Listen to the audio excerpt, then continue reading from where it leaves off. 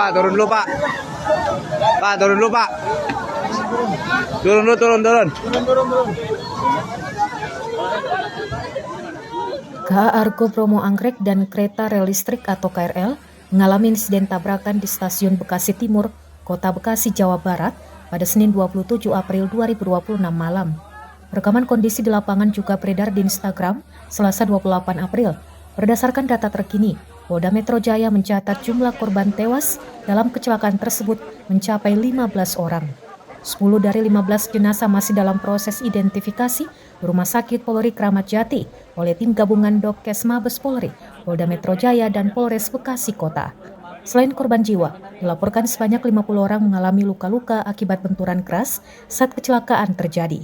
Seluruh korban baik yang meninggal dunia maupun yang terluka saat ini telah dievakuasi ke RSUD Bekasi untuk mendapatkan penanganan medis darurat dan proses identifikasi lebih lanjut.